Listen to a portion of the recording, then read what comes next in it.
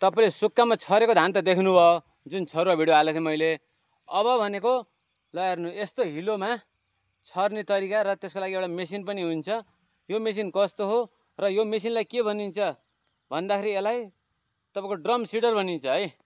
ल यसमा धान राखिसकेपछि अब यसलाई यस्तरी ह्यान्डल छोप्नुस् है। त्यसपछि एकजनाले आनन्दले चलाउनुस्। अब यो तपाईको हिलोमा जस्तै हामीले बिउ राखिन्छ या रोपाइ गर्ने बेला जुन किसिमको हामीले हिलो बनाइन्छ नि, त्यो किसिमको बनाएर यसले तपाईको सर्र छर्नी हो। यो मेसिनलाई तपाईको ड्रम सिडर भनिन्छ। हातले पनि छर्न मिल्छ, तर यसले सिधा लाइनले छर्छ र राम्रो पनि देखिन्छ।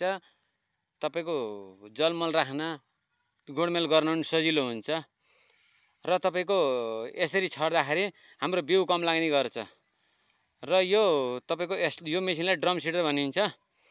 अब यो कस्तो हुन्छ, यसको पार्ट 2 हेर्न मन लागे पार तपाईले फेरि मलाई कमेन्ट गर्नु होला पार्ट 2 भनेर।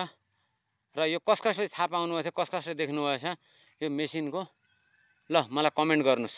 छरेको धानको भिडियो पछि यो ड्रम सिडरको भिडियो हेर्नुस् र इन्जोय गर्नुस्। हस् त, नमस्कार।